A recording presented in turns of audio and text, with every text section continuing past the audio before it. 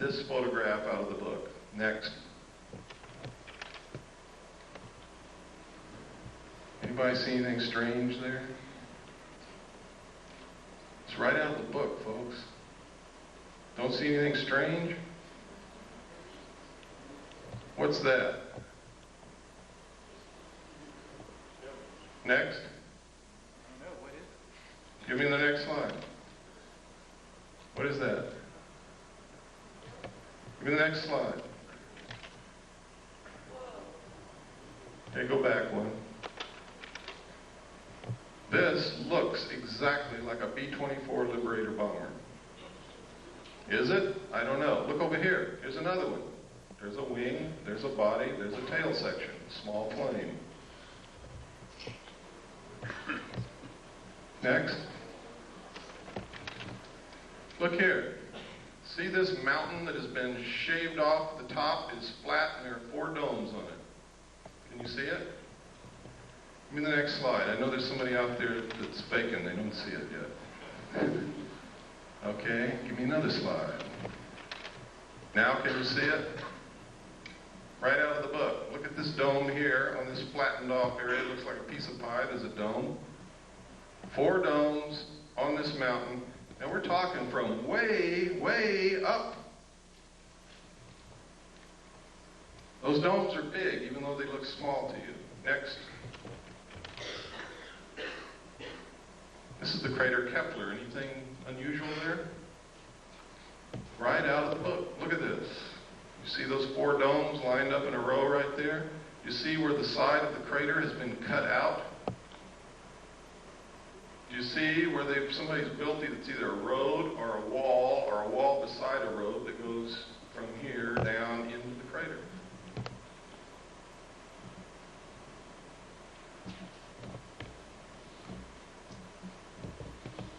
Incredible things in these books. Now, we only had a short time to look. We didn't have any magnifying glass of any kind, and we had to take these pictures. If we had had the time, we probably would have found a lot more. But we had to do what we had to do and get out of there because of the restrictions put upon us. Next. There's a close-up again. You can see the 4 domes right in a row. You can see the crater's been artificially cut out. Next. Look at this. What is this? This is the weirdest thing I've ever seen. We don't know what it is, but it resembles the freeway interchange in Los Angeles, doesn't it? We don't know what it is. We didn't know what it is. But look what's in this crater right here, and you see it all over the moon. If you look real good in these craters, it's a big, giant, T-shaped object that can bend itself to conform to whatever it's sitting on, and you see them in all of these photographs. Next.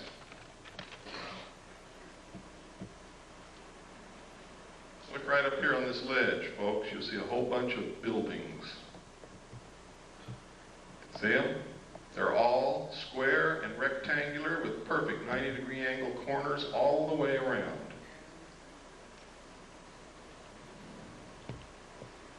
Next.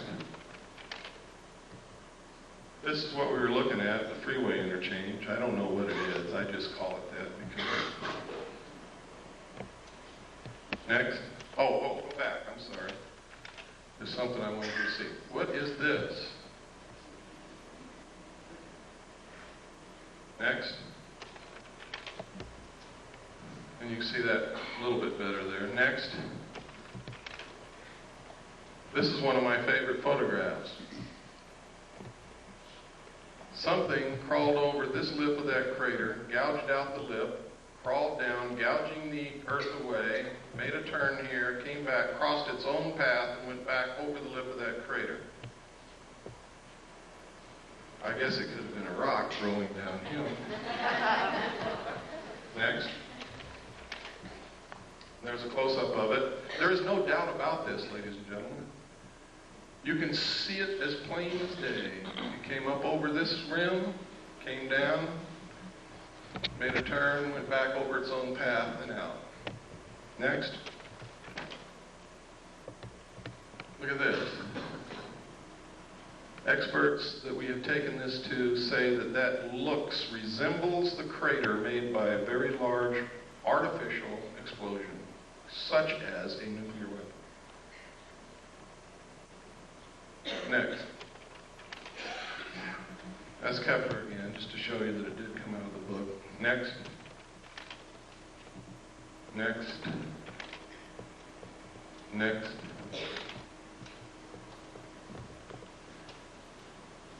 What was it? Oh, you can see these T-shaped things again. There's another one.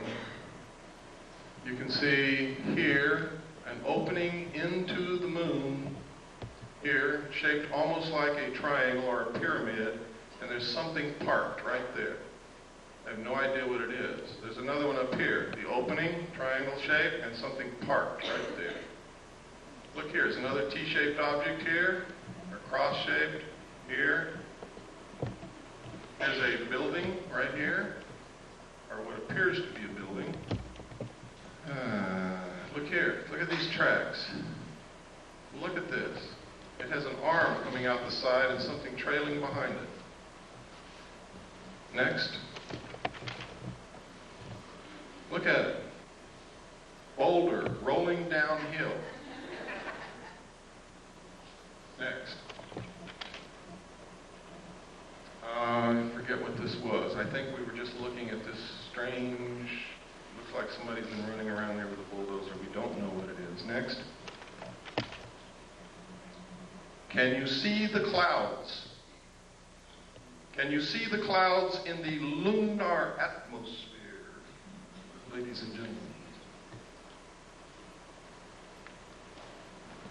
This is an official NASA photograph out of an official NASA publication, a book that they printed that shows clouds in the atmosphere of the moon. Next. Of course, we could be imagining things, but we're not, because you can see those clouds go over geological formations and over the rims of craters. Next. You ever seen a square crater? Next.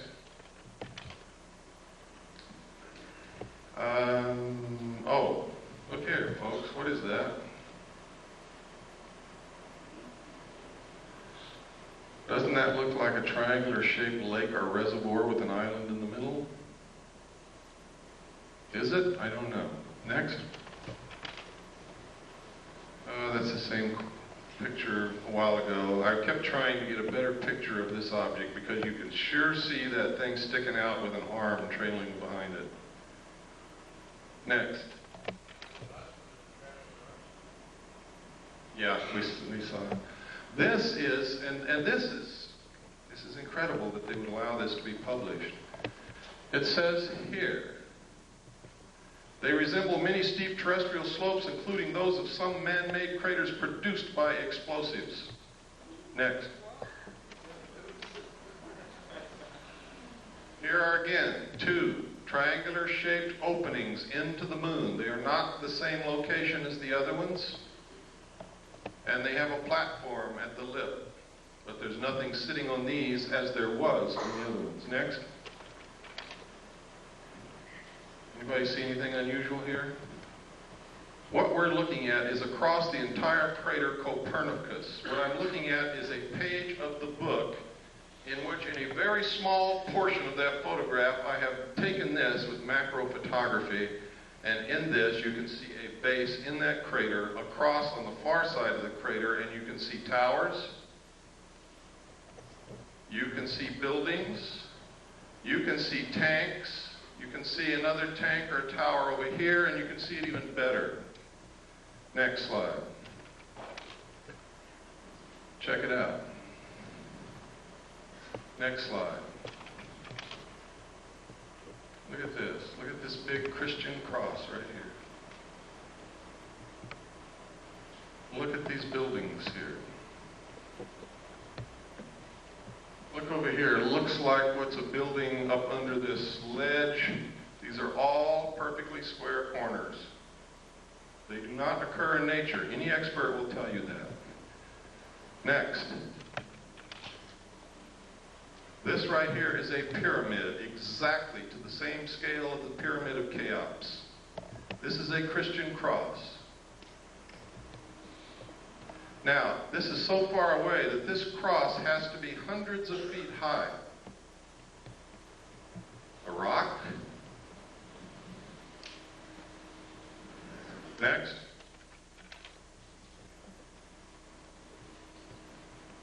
See the pyramid? See the tower? See the buildings?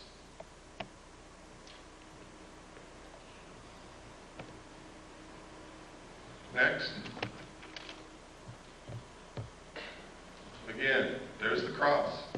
It is huge. You can see tanks right along here. They look like oil tanks.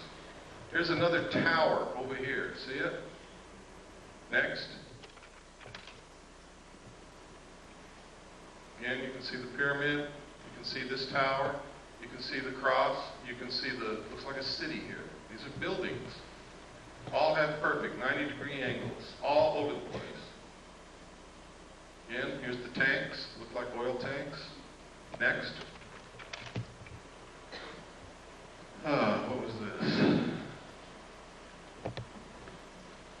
Sometimes when I don't look at these all the time, I lose what the heck I was even looking at to begin with.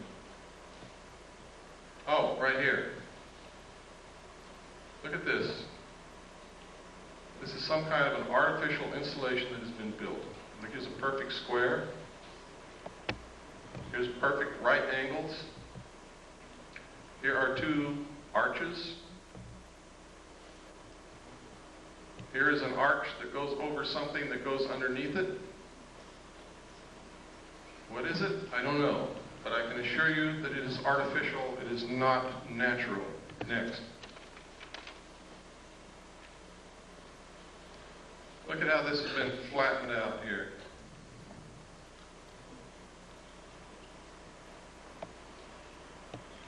And I think there were some domes or something here, if I remember correctly.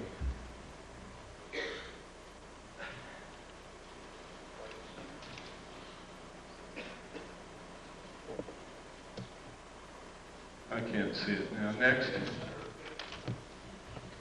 And next.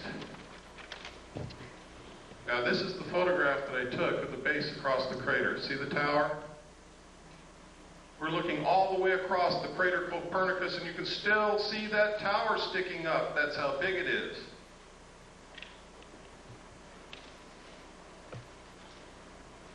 That's what caught my eye. And then I began to take macro photographs. It wasn't until we really developed the film that we knew that we had anything from that, because this is the photograph that I was photographing. That's why NASA put it in the book. They overlooked it. Next. That's Kepler again. Next. That's the crater Copernicus. That's the one. This is the photograph that I took the pictures over there. The last one you looked at was a close-up of about this area. And the close-ups that you saw where the base was were right in here. Next. That's the one, remember, we talked about, we didn't know what it was. It looked like a bulldozer had run back and forth inside the crater. Next. Next. Next. Next. Boulders, downhill, moonquakes. There's the Christian cross. This is the base again. These are the buildings in here. Next. These are photographs of Mars, ladies and gentlemen. What you're looking at is agricultural terracing. Ancient agricultural terracing. You can follow each terrace all the way around. NASA says this is wind erosion. But NASA tells us that Mars doesn't have any appreciable atmosphere, only 1% as dense as Earth's. Next. Next. These lines are exactly like the lines on Nazca. And you can see that each line carves into the lip of that crater. Next.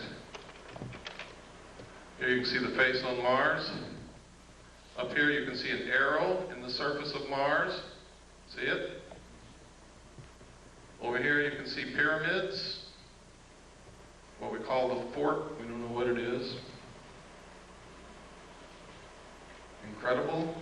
Damn right it is. Look at this plateau with these buildings on top of it. Next, or whatever they are. Another view. Next. Under computer enhancement, the face has eyeballs and also has teeth.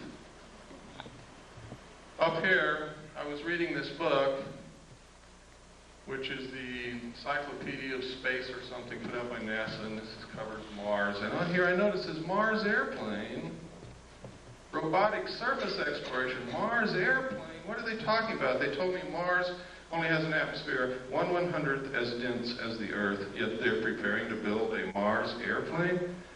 Well, maybe my concept of a plane is wrong. Let's pursue it a little further. Next. There's an official NASA photograph of the Mars airplane that they intend to build. If what they tell us about the atmosphere of Mars is true, this airplane will not fly in the atmosphere of Mars. It's absolutely impossible.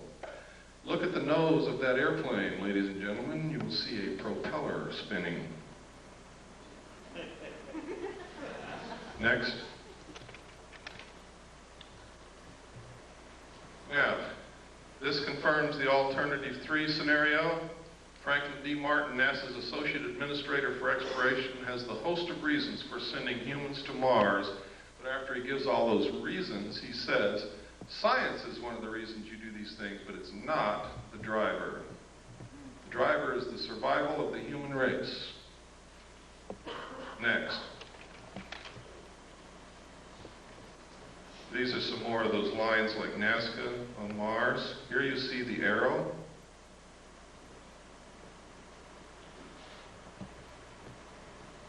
Next.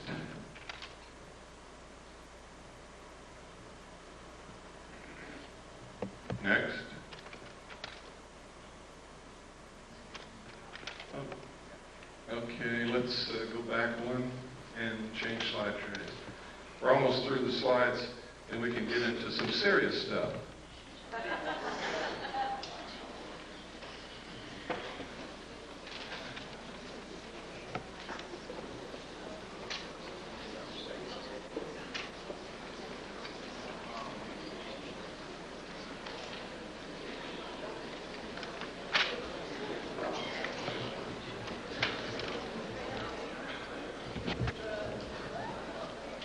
Robin Quayle told me if I came to Georgia and did this, that she would take me to dinner tonight.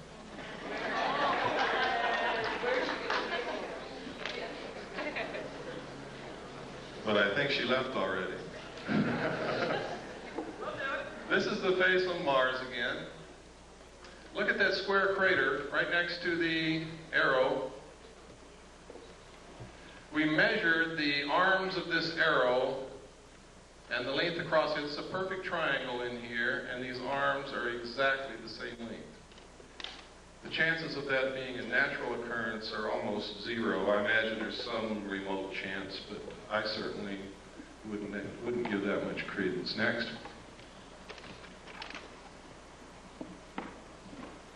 And look at this down here. It's almost boat-shaped, with what appear to be buildings on top. They may not be buildings. We can't get perfect 90-degree angles on it, but that could have been eroded away over who knows how many centuries. Next. The black dots. Those are places where the spacecraft was sending back the information and it didn't make it to Earth. They're not freckles, they're not painted dots on Mars, they're just where the bits of information didn't make it from the spacecraft to the Earth.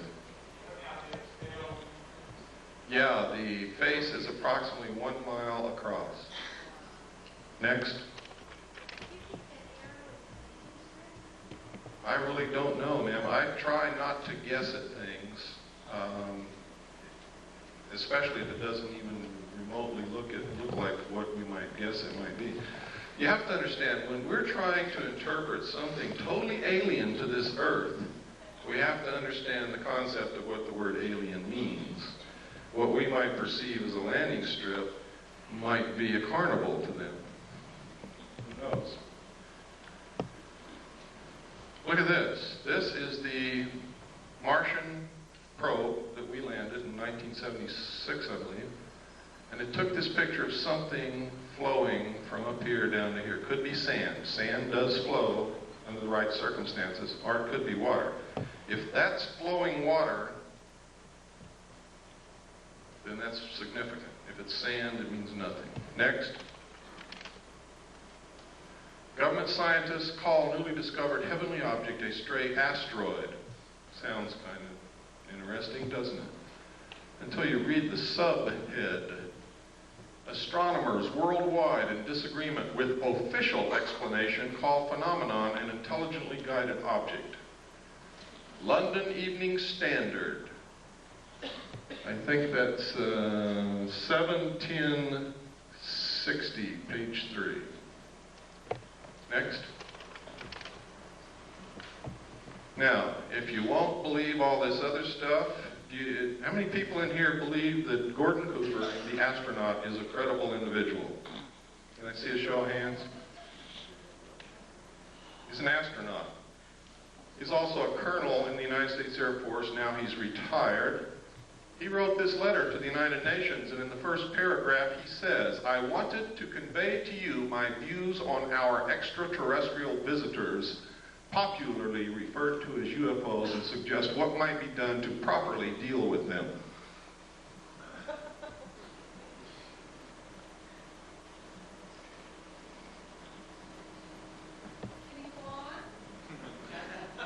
Certainly. I was waiting for the gasps to die away. I believe that these extraterrestrial vehicles and their crews are visiting this planet from other planets, which obviously are a little more technically advanced than we are here on Earth. I feel that we need to have a top-level coordinated program to scientifically collect and analyze data from all over the Earth concerning any type of encounter and determine how best to interface with these visitors in a friendly fashion. What's another reason for a one-world government? I'll tell you why.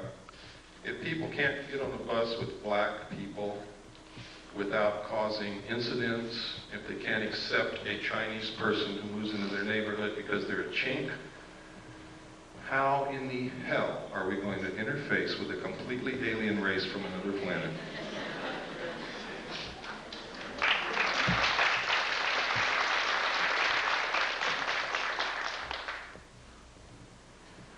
Okay, next slide.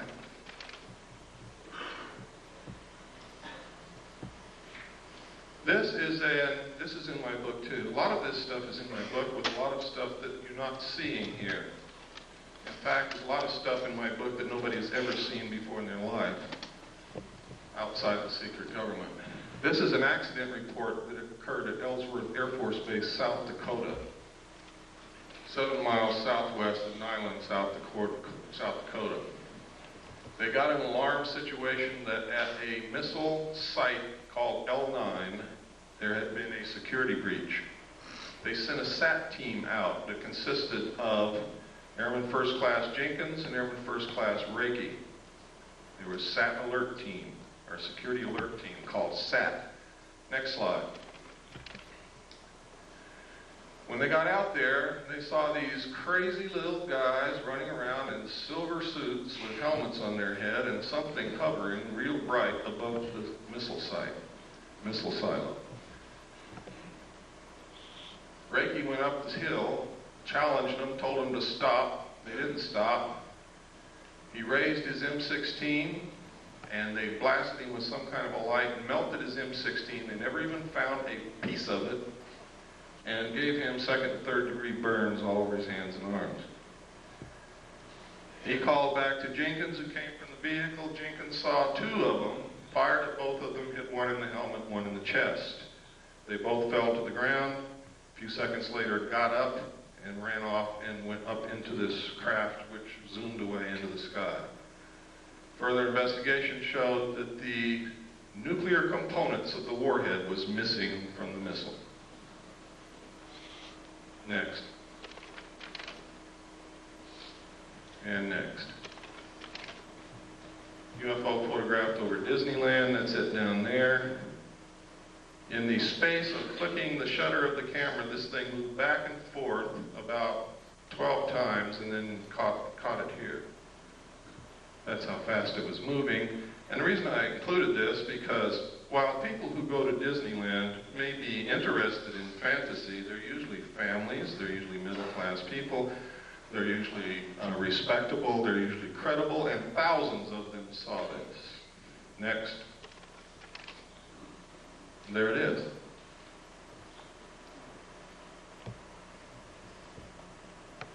That's incredibly fast when you figure that during the time the shutter snapped, it moved back and forth that time, that many times. Next. This is a Billy Myers picture. One of the things that I think is incredibly suspicious about his still photographs is they're always sticking out of the tree. However, I must caution you because he has produced some movie film which is incredible. It's been analyzed by different countries, different people, different scientists. They can find nothing wrong with it. Shows craft way out in the distance with trees in between, flying over cars that are moving on the ground and all kinds of things. Next. This is one sitting on the ground.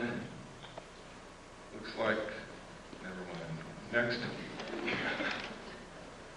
This is a drawing that an abductee made of the craft that they were supposedly abducted and taken up into. Next. This is one of the best of the historical, genuine photographs of UFOs that exists. Because of the different things in the photograph, you're able to obtain perspective, depth, and you're able to triangulate and compute the size and shape and distance away from the camera of the saucer. Next. This is another very good one. Next. This was over Phoenix, Arizona. It was seen by hundreds of people. Next. This was taken over Mount Rainier in 1948. It's original Kodachrome slide, which we made the prints from. And I made slides from the prints that we had then, and we also made 4x5 negatives and transparencies in case something ever happens to the slide. This was given to us by someone who works in the government, whose identity cannot be revealed. This is perfectly symmetrical. It is not a meteor. It is moving exactly parallel to the ground. This is ionized air. It is not fire or flame. Next. This is commonly what's known as a lenticular cloud formation. This red haze over here is the test firing of a rocket at the Rocket 9 facility at the west end of the San Fernando Valley. I only know that because I used to live right on top of the mountain next to it. Next. Somebody's hat blew off. Next. Notice that photograph was taken by the local barber. These are photographs that were taken in New Mexico and Colorado during a particularly heavy, what they call a flap. There's a lot of sightings by a lot of people in one area. And there were a lot of photographs came out of that. These are some out of the newspaper. I tried to photograph them so that they can be identified as not something that I made up. I have been accused of being the most rotten bastard that ever lived, making up everything, phoning photographs. So I have to be very careful. Next. This photograph was taken over London. It's one of my favorite. I have a degree in photography, and this is a very artistic photograph. It's a very rare photograph, and it is a very unusual subject, and I have to like it. Next. This is another part of what I call Project Snowbird, to make the public think that what they're seeing can be explained away by technology like this. And you saw some of it on the news about the war. They said they had things that can fly over the enemy and do recon with no pilot in them, so no loss of life if it gets shot down. That's what that is. Next. And next. And this is just about the Aurora spacecraft that they fly in Nevada. It's what they call a TAV, Trans-Atmospheric Vehicle, which literally takes off from Groom Lake, flies completely out of the atmosphere, can orbit the Earth, and I believe that it can do more than that, but that's where I'll leave it. Next. This is the first photograph that we had of the UFO over Mount Rainier taken in 1948. The man at first would not allow us to even touch the slide. So we took a camera and made a picture of the slide, blew up the slide, made a print, and made Polaroids from the print, and then we're photographing the Polaroid. That's how crazy we were getting, until finally he agreed to allow us to use the slide, and we were able to make the prints that we have and the transparencies and the 4x5 negatives to preserve that image. Next. We go through a lot of work to produce the material that we have, believe me. It costs a lot of money, it takes a lot of time, it takes a lot of searching, sometimes it takes begging and pleading and everything else. Next. And next. Next. This is what's called a cigar-shaped object. This appeared in Omni magazine, and this is a photograph taken, photographed of the photograph in Omni magazine. Next. Next. This is a classic UFO photograph. It's considered one of the best ever taken and is considered by every expert to be absolutely genuine. Next. This is the man who took Albert Einstein's place, Stephen Hawking's. How many of you read his book? Anybody here? I would suggest that you read it. Next. Another lenticular cloud formation. Is that really a cloud? Or could they possibly have the ability to generate what looks like a cloud around them? I don't have the answer to that question. Next. I read in documents when I was with Naval Intelligence that they do have the ability to generate clouds of what appears to be clouds around them. I guess water vapor. I have no idea in the world what those are except clouds. Next. And next.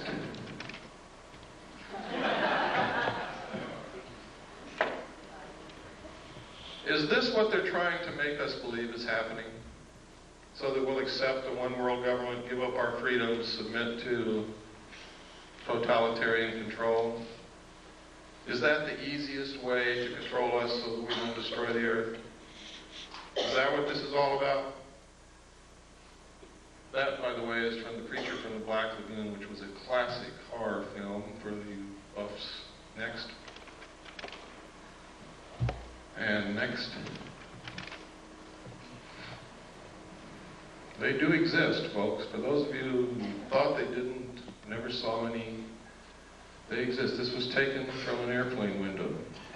So you know that nobody threw a hubcap into the air. It's above the clouds. Next. This was taken by a tourist in Hawaii. He didn't even know that it was in the sky. He was taking a picture of these beautiful women, and it wasn't until he got the pictures back and he was showing his vacation photographs to a friend, or at least this is the story, that his friend said, "What's that?" And he said, "What?" "Oh, I never saw that." And this is a close-up. Next slide.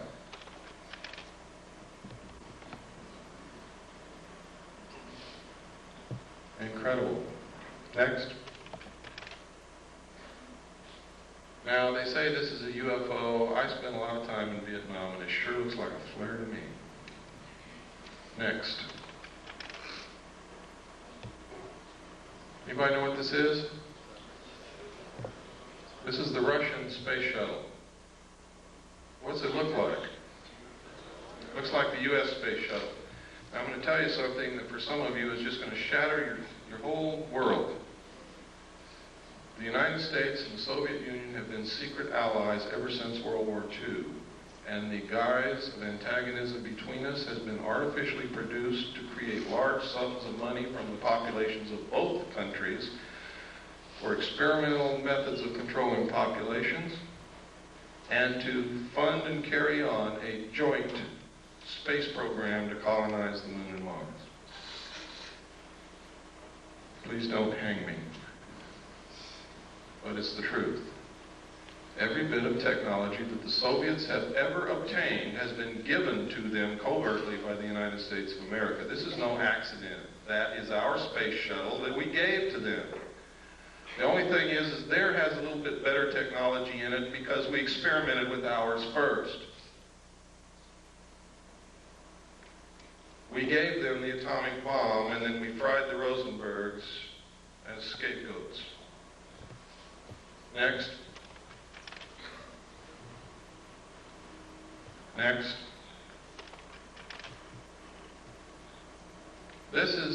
These are a series of photographs put together from the Venus orbiter. The United States maintains that the atmosphere of Venus is so thick that we cannot take pictures of the surface of Venus, and cameras and film will not last, or cameras and TV cameras will not last on the surface of Venus to send back pictures. So they do what's called cloud-penetrating radar mapping, and that's what this is. For you Hollow Earth folks, there's a hole up there. I don't know what it means. Next. If any of you see this happening, please call me immediately.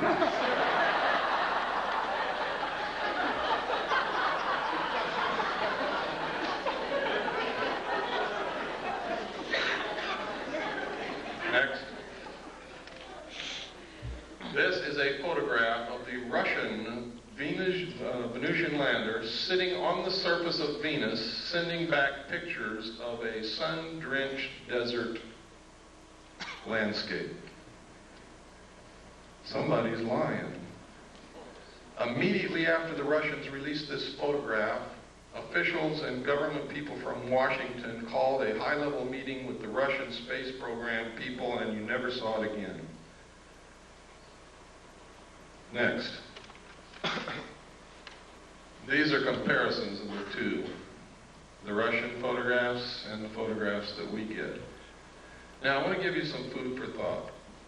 Recently, they had a flyby of Uranus. Remember that? And most of us were glued in the middle of the night to our TV set, hoping to see something strange that we'd never seen before and get a little bit of illumination from what was happening out in space. The target of the probe was the planet. Does anybody remember that? The target was the planet. The main interest for the flyby was the planet. What did we see? Anybody know? Did anybody stay up like I did and watch? We saw the moons of Uranus. We saw one long-range shot of the planet, and we never saw it again.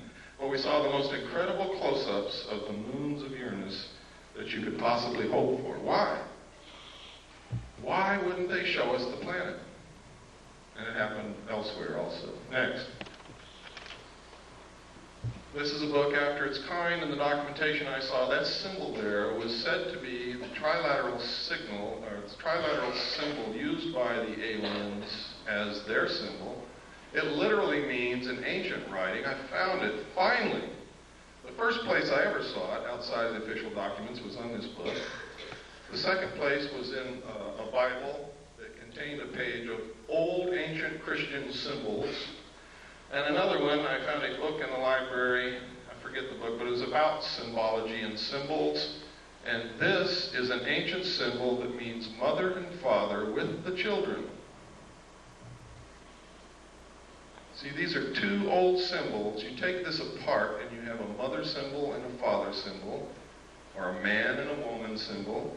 Put them together, it's mother and father. It could also mean the process of reproduction. With a circle on one side, it means one child. With a circle on the other, it means two. This literally means mother and father with the children. The thesis for this book is a scientifically dependable yet popular analysis of the theory of evolution. In it, he asserts that there must have been some outside interbreeding or influence or genetic insertion into the human race to produce modern man. Next slide. This book was first written in 1927. Next. This is an article that just says how they can move technology, secret technology, from government laboratories into the world. Next. And next. Oh no, go back one, please. Right here. This is a perfect illustration, folks. Look at this photograph, and you'll see that in the shadows there is no detail whatsoever. In space, without an atmosphere, there can be no detail in shadows, because the only thing that will produce light in shadows is diffusion of light through an atmosphere. Now, next photograph, which proves that this photograph was not taken on the moon. Or if it was taken on the moon, there is an atmosphere. Next. Oh, this was right after I gave my talk in Sedona, which I'm sure some of you know about.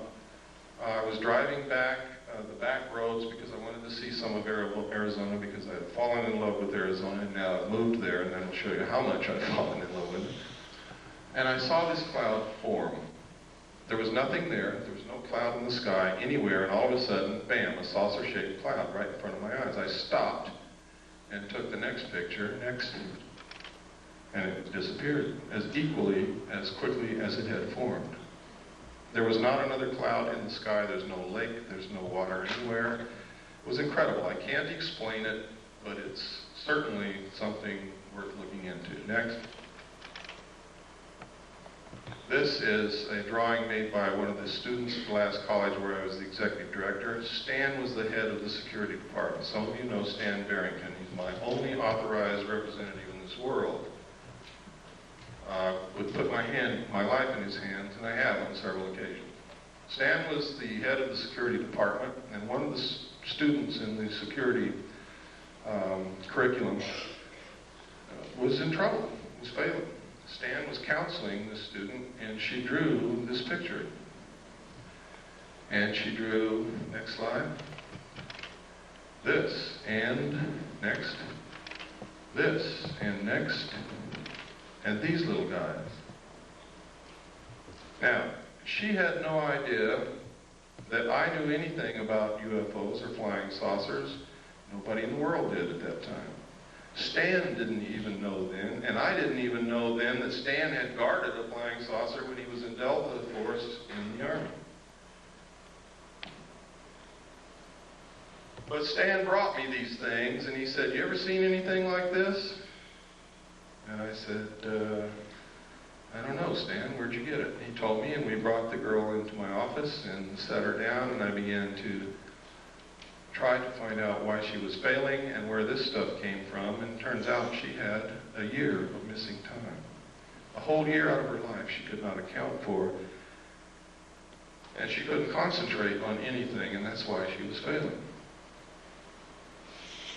Next. This was drawn by Krista Tilton. Notice the similarity. My student had never seen Krista Tilton in her life, had never read a UFO book, didn't know anything about any of this. Next. Next. Next. This is Aviation Week in Space Technology, November 21st, 1988. Write that down because somebody's going to ask me. November 21st, 1988. You can find it in used bookstores and libraries. Next picture. In which this ad appeared, talking about technology so advanced it will help answer some big question, and on the facing page, what's there? This picture. On the side of the neck, there's hair growing. We did extensive analysis of this photograph. We rephotographed it, we relit it, we blew it up. We tracked down the photographer who would not tell us what it was he photographed.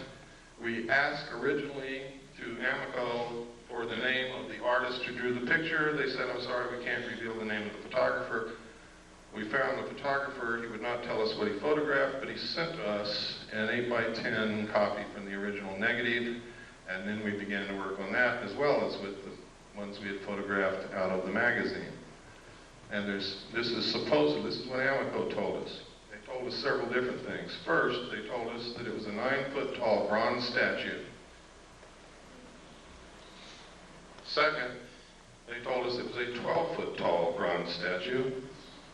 And third, they told us it was a 9-inch clay statue. When we pressed for more information and became literally obnoxious on the phone, not accepting what they were telling us and wanting to see the original artwork, they refused and hung up on us. So, whereas I cannot say definitely that this is a live alien, I can tell you one thing: it is not a bronze statue. I can also tell you it's not a clay statue. And hair don't grow on the necks of statues. Next. You can see the moisture in the eye, the incredibly small detail in the texture of the skin and whatever this is, and in the eye. Look at the lip. You ever kissed anything like that before? I know a guy that did in the back seat of a Chevy. Next.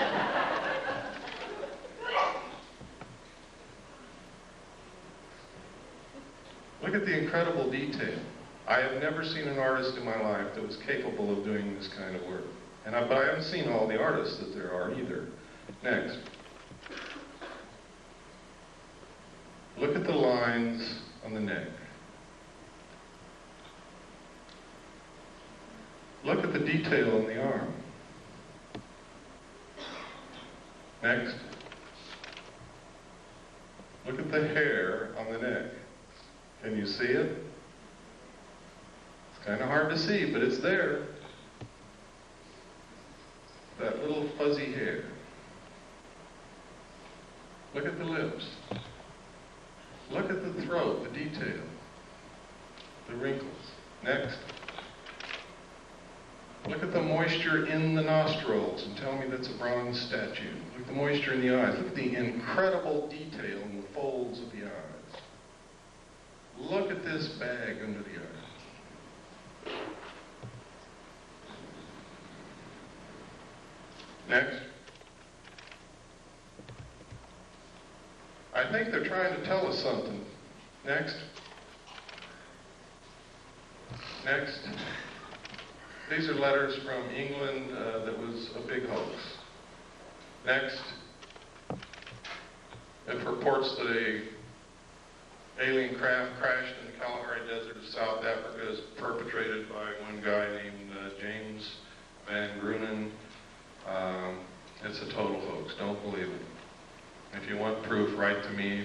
If you think you can waste your time pursuing this, I'll give you the proof. Next. Next. Next. Next. Next. Next. Next. Next. Just keep on going right on through.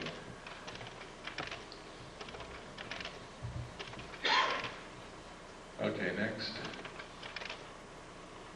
Oh, this is significant. 1917, the Imperial Japanese Mission, record of the reception throughout the United States, the special mission headed by Viscount Ishiki. John Dewey, professor of philosophy at Columbia University, he's the one who built our education system that is not teaching our kids anything. He said, first sentence in his speech, someone remarked that the best way to unite all the nations on this globe would be an attack from some other planet. In the face of such an alien enemy, people would respond with a sense of their unity of interest and purpose. Next. Knowing who John Dewey was, and knowing what he's done to our educational system, and knowing that this was written and planned a long time ago, this is probably going on. Next. This is from the report from Iron Mountain. Credibility, in fact, lies at the heart of the problem of developing a political substitute for war. This is where the space race proposals, in many ways so well suited as economic substitutes for war, fall short. The most ambitious and unrealistic space project cannot of itself generate a believable external menace. It has been hotly argued that such a menace would offer the last best hope of peace, etc., by uniting mankind against the danger of destruction by creatures from other planets or from outer space. Experiments have been proposed to test the credibility of an out-of-our-world invasion threat. It is possible that a few of the more difficult to explain flying saucer incidents of recent years were in fact early experiments of this kind. Next.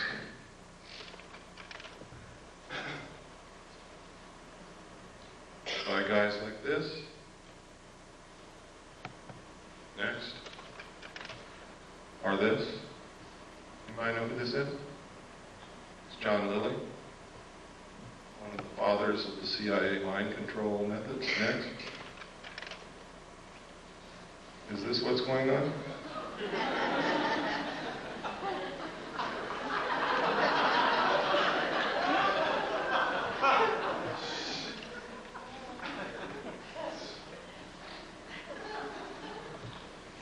Next. Silent Weapons for Quiet Wars is the first chapter in my book.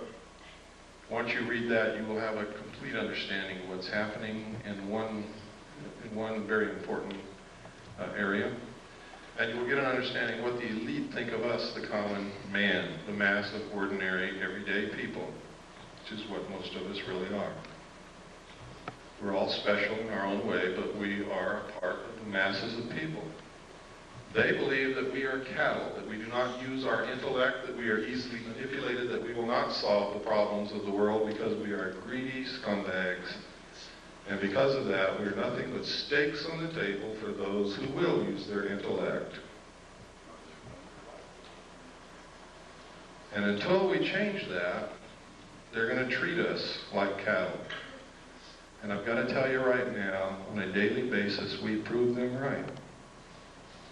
Next.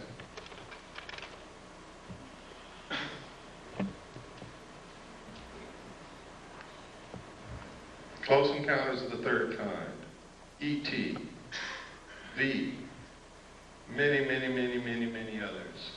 Many movies. We've been bombarded with alien movies, alien commercials, an alien spaceship landing at the end of the 1984 Olympics to reinforce in our consciousness the creation of an alien threat that does not exist, or to wake us up to an alien presence that has been here for many years. It's not an accident that these things are happening. It's not an accident that you're seeing on your TV. Was it ITT or ATT? AT&T, one world, one card. These aren't accidents. Right out here in the lobby of this church, you see a picture of the world on the bulletin board. And go, when you leave, just look what it says. Next. Don't get me wrong, ladies and gentlemen, I'm not opposed to a one-world government at all. I think in the evolutionary future of mankind, it is absolutely necessary and unavoidable.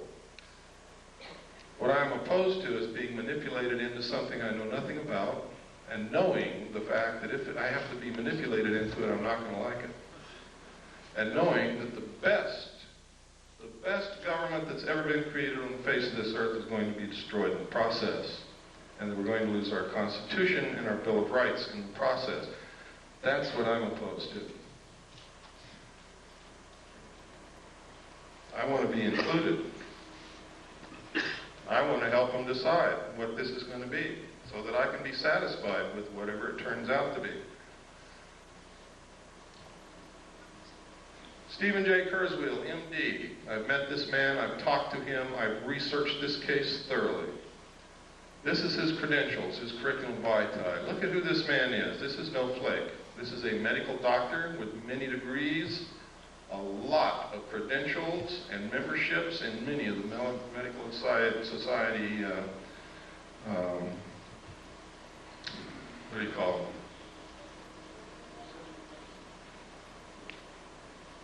Associations, I guess. He's also Phi Beta Kappa and an Alpha Omega Alpha Honor Medical Society. This guy has the credentials that most people would drool for. What happened to him? I'm going to show you his testimony here in a couple of minutes. What happened to him, he was approached by someone named Joan Thompson at not at a UFO meeting, to attend a UFO meeting. He said he really wasn't interested, but went because she was a pretty woman, and he wanted to meet her. He went with her. It was like a date. He said what he learned there astounded him. He never heard of any of that stuff. But he also met somebody named Bud Hopkins. Joan Thompson told him that she was an agent of the Central Intelligence Agency, and Bud Hopkins identified himself as also being an agent of the Central Intelligence Agency and recruited this doctor to help them work with abductees and report information to the Central Intelligence Agency. He worked with them for a while until he found out that Bud Hopkins had no credentials whatsoever, was an artist, a painter, but was hypnotizing people who had been abducted, was conducting group psychology therapy sessions with them, was extracting as much information as he could out of them and then dumping them like a hot potato. And this man, Stephen Kurzweil, MD, with all these credentials, reported Bud Hopkins to the New York State medical authorities, and nothing happened to Bud Hopkins. Stephen Kurzweil, on the other hand, was charged for being delusional, and they're trying to take his medical license away from him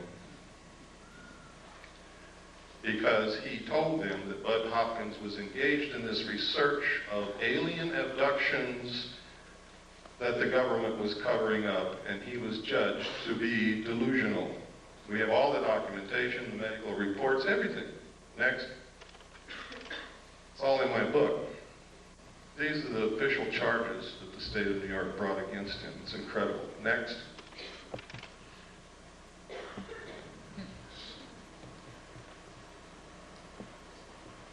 Schizoid personality disorder.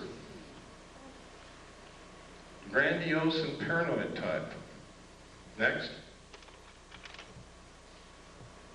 This is his testimony, sworn under penalty of perjury, signed and notarized. It's in my book. It proves the assertion that I've been saying all along, that most of the people that you ever see on the stage of a UFO symposium are working for the government. When they have a show on TV like UFO Cover-Up Live, which William Moore participates in, who is an admitted government agent, with all the others, and then they give a phone number at the end for you to call in to tell if you've ever had an abduction experience, and you go to your phone and call the CIA and tell them that you have had one.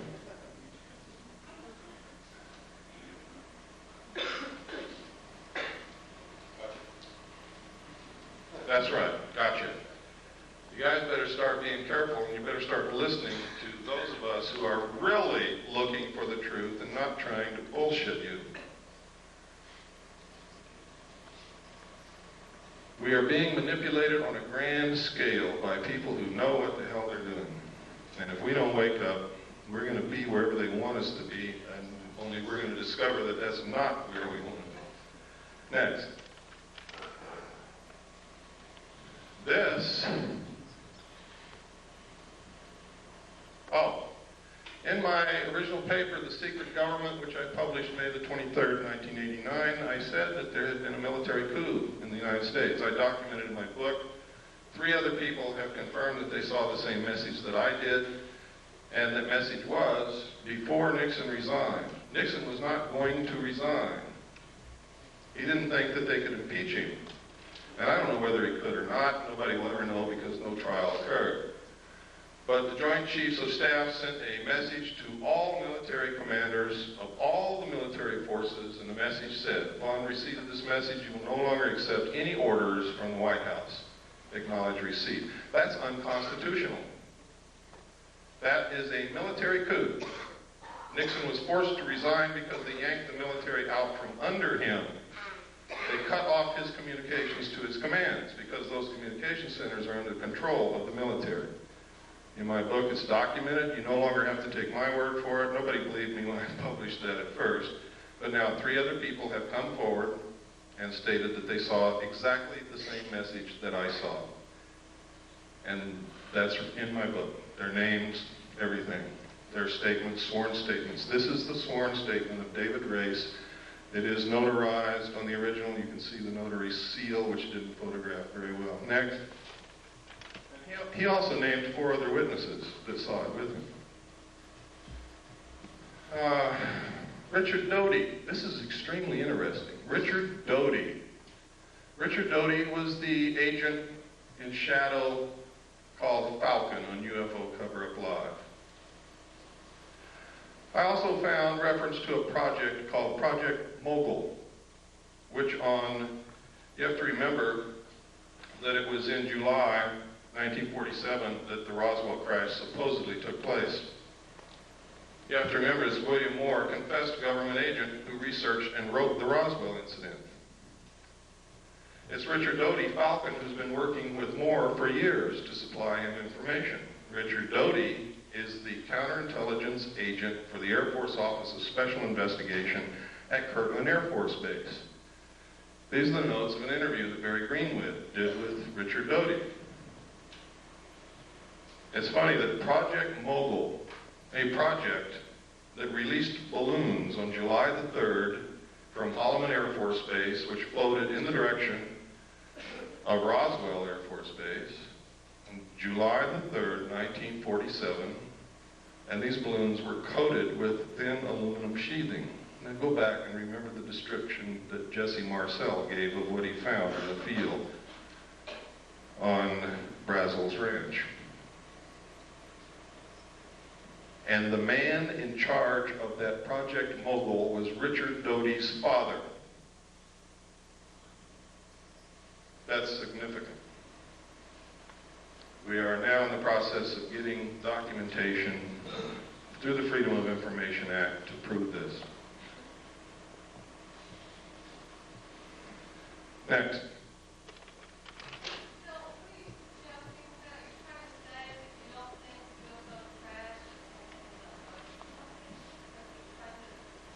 I'm saying that we can no longer accept that a UFO crashed on the basis of the evidence that we now have. We've got to find out there's something else to this. We have a Project Mogul that released balloons on July the 3rd near Roswell, New Mexico. It's coated with thin sheeted aluminum. No, it wasn't. No. No.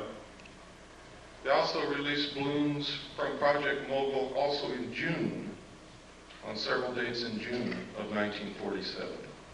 What I'm saying is that Richard Doty is participating in putting out phony flying saucer information to the world, and his father was in charge of Project Mogul, that we need to look at this more closely.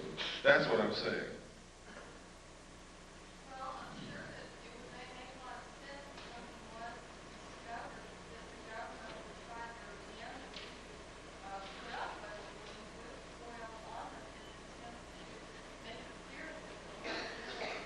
You don't understand. These balloons were also released in June of 1947. The crash at Roswell occurred in July.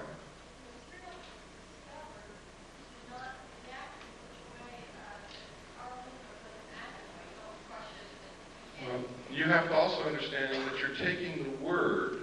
You have no evidence. You're taking the word of an intelligence officer who may be participating in creating something for you to believe that doesn't exist.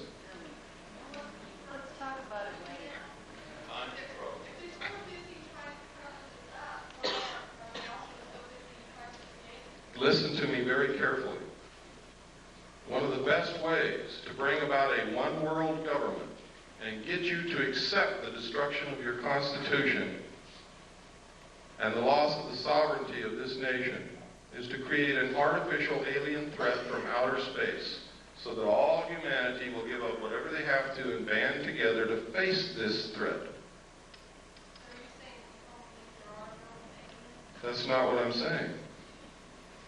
I'm saying I'm presenting evidence to you that should make you want to do some more investigating before you believe anything. And I specifically stated at the beginning of this lecture, I don't want you to believe anything that I say or anything that I show you, but I want to create enough curiosity and maybe anger and maybe a lot of other things in you that you help me start looking for the truth. That's what I'm about. Earlier, you said that you would explain why the government's spent billions of dollars on stealth aircraft and other conventional aircraft with this technology that we have. Why are they so ignorant of the fact that we have this kind of technology, if that be the case? I've already explained it to you, sir. Some people can't, and I know it's hard to put all this together. You saw that there's a population problem. The technology that they're hiding from us would make us live longer, would give us better lives, would give us a source of possibly free energy or next to free energy, would probably give us methods in which to kill most, if not all, illnesses and diseases. And their goal is to cut back the population. They're not suppressing cancer cures so doctors can get rich. They're suppressing cancer cures so more people will die.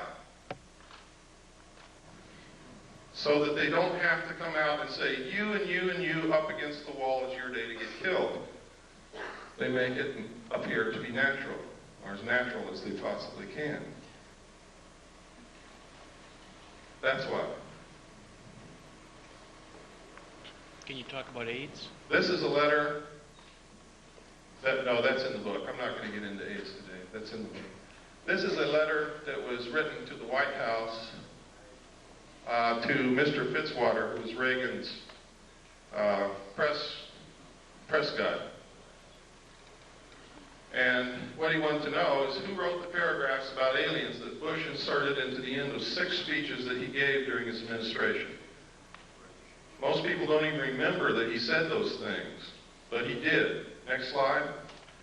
What Marvin Fitzwater wrote back was that the president himself inserted those paragraphs. They were not put in there by the speechwriters. One of the speeches was to Boston High School students and faculty. Next.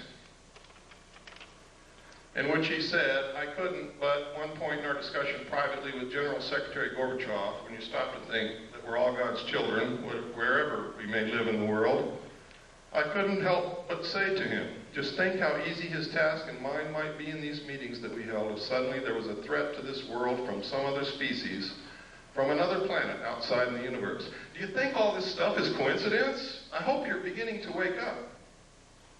He said this 6 times in 6 speeches in his administration. This is come together one world government stuff. This is alien threat from outer space stuff. 6 times, the president said. Next.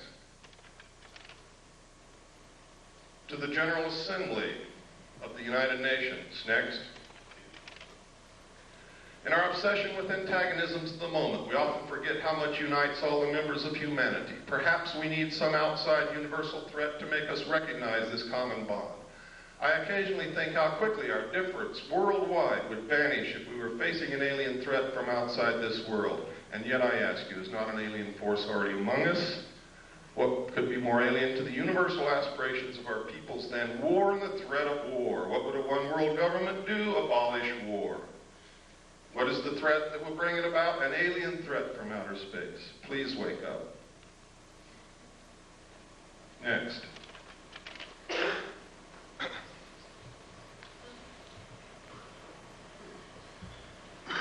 In my book, I document the things our own Congress and our own people have been doing to destroy the Bill of Rights, the Constitution, and join the one world order.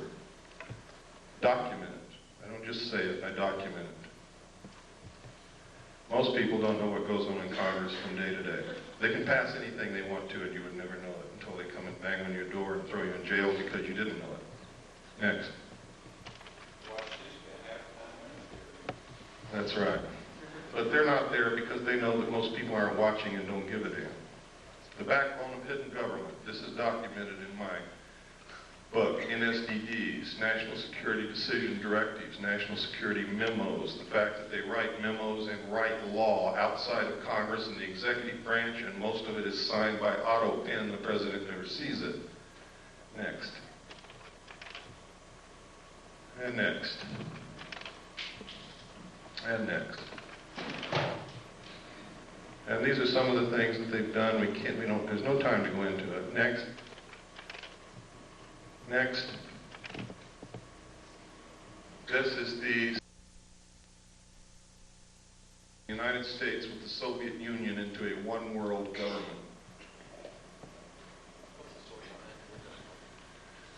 That's from an organization called Free, put out by Johnny Stewart. The address over there, it's in my book.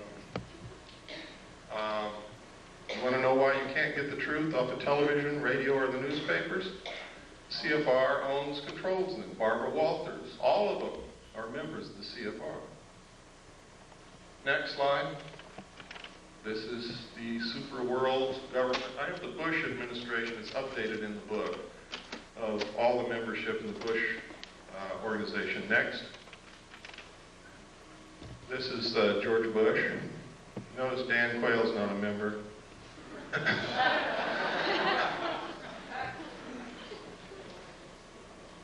Now this is serious. Their goal is a one-world order, one-world government, the destruction of the sovereignty of the United States and the merger of the United States and the Soviet Union. Why do you think our generals and admirals have been going back and forth to the Soviet Union and theirs have been coming back and forth over here? They're getting ready to do it. Why do you think the Soviet Union began giving some more freedom to their peoples? The people didn't bring that about. It was given from the top down because it's time to solidify the New World Order when the European states come together. Why do you think that there are so many attacks upon our Bill of Rights right now? Because we all have to be on an equal level. We can't have all these freedoms if the rest of the world doesn't.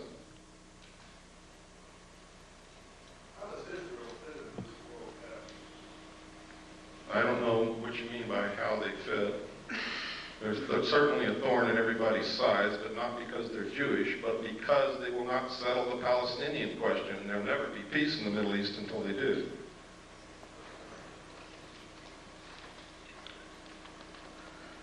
This is not a Jewish plot. This is not a communist plot. This is not the Nazis plotting this. This is a secret group of men who've been around for a long time called the Illuminati.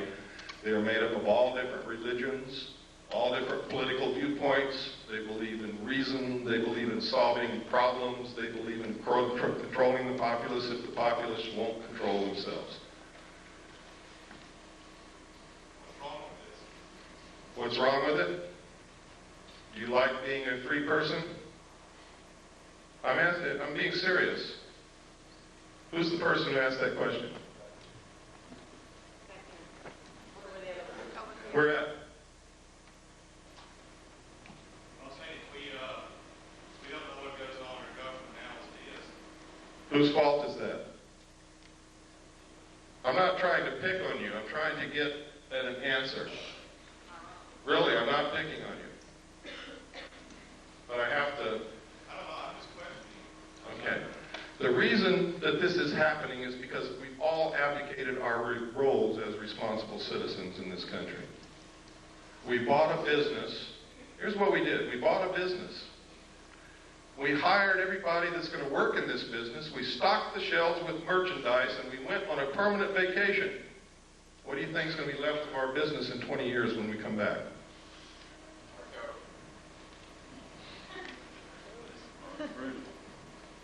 Nothing's going to be left. Because as soon as all those people who are working for you find out you're gone, everything's going to go, too.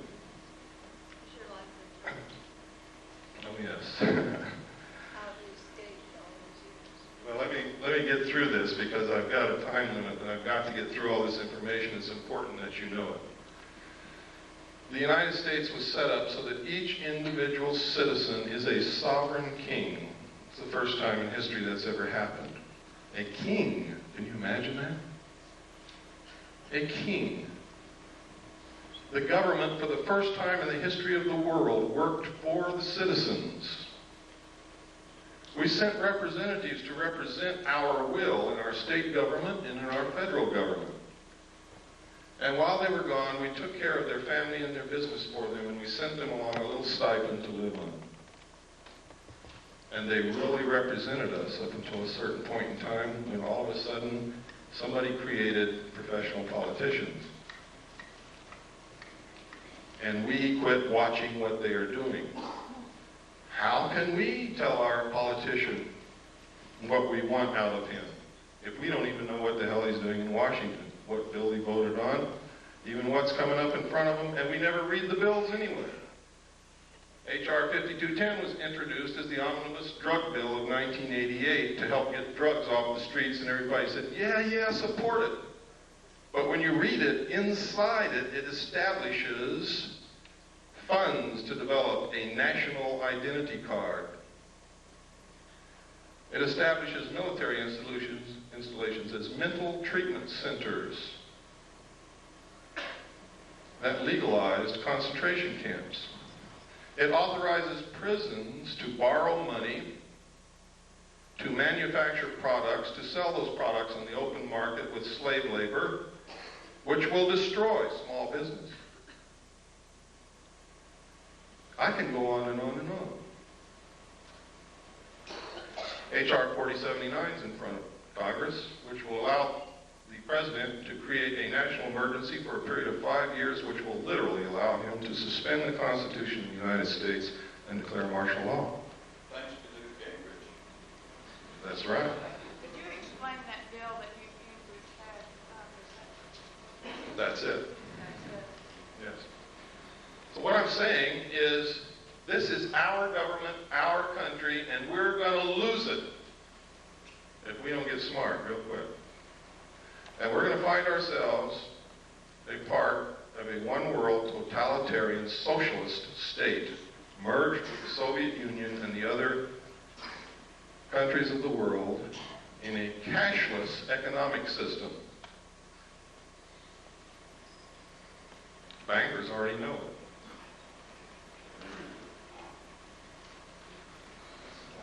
That's my message to you. My message is to you that all of this extraterrestrial stuff may be phony. I may have been used. They may have passed me all this kind of stuff. And for years I believed it was real, and now I have doubts, real doubts. Now I'm telling you, I don't know if extraterrestrials are real or not, but there's no doubt in the world that the technology is real. And I've shown you documentation after documentation after documentation. And there's more in my book. Much more. So much, in fact, that book is probably going to cause me a hell of a lot of trouble. But it's worth it if we can save our country. Next slide. There's the membership in the media.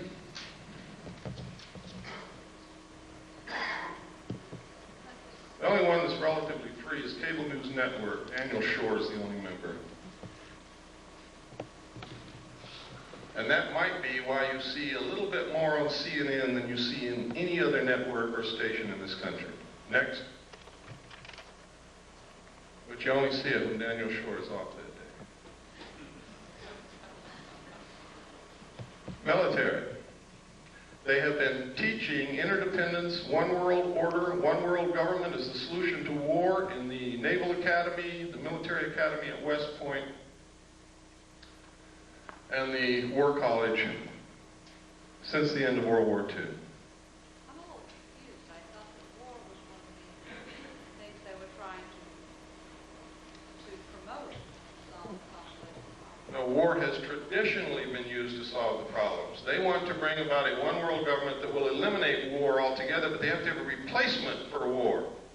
The replacement would be a tremendously wasteful space program to repel an enemy from outer space that may or may not exist. What we got to do is find out what the truth is. How would that reduce the population?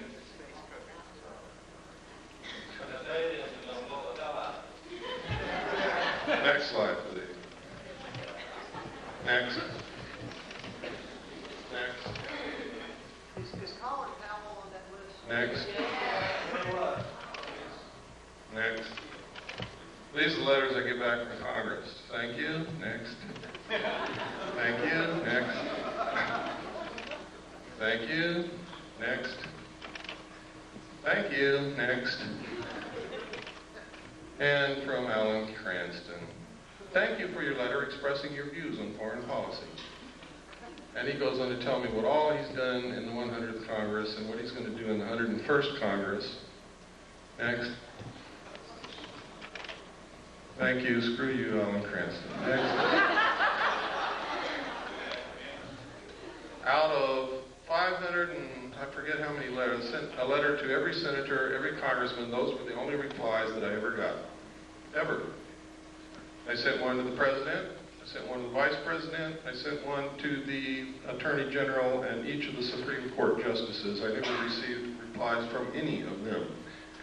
This is one reason why I never received replies from congressmen. This is a person who is a staff member of a congressman on Capitol Hill. She's actually the office manager. She says she sympathizes with everything that I sent, but the reason that the congressman isn't going to answer my letter, my inquiries, is that she threw it all in the trash can. Next. This is George Bush and the secret team.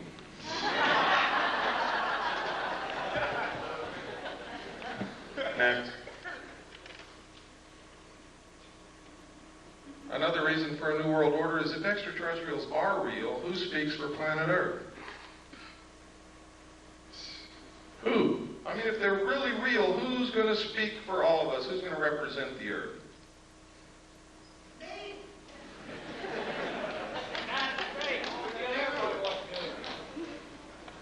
Next.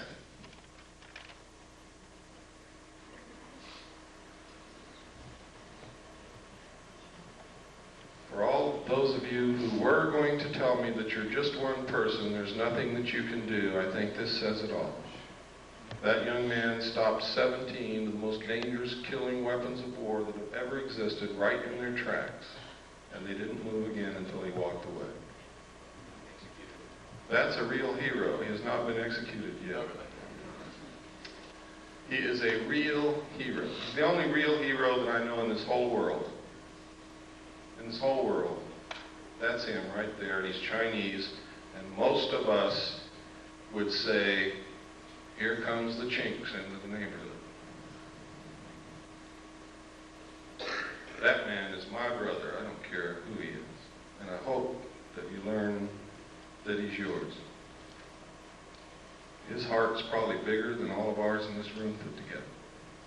But that's your answer when you come to tell me that you're only one solitary little person. There's nothing that you can do. This is our country. It belongs to the people. And we can do whatever we want to do with this country, but we have to do it together. I hope that we can all find a way to do that. If we could have I believe that's the last slide. If we could have the lights, we'll have some questions and answers. Or we'll have some questions. I don't know how many answers.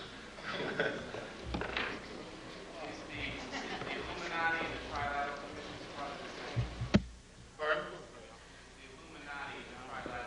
The core of the Trilateral Commission is certainly Illuminati. The core of the Council on Foreign Relations is also, in many other groups, one of the tenets of the Illuminati is that they would not use their real name. They would never appear under their real name, but under different names and different occupations. This is historical fact. Bill?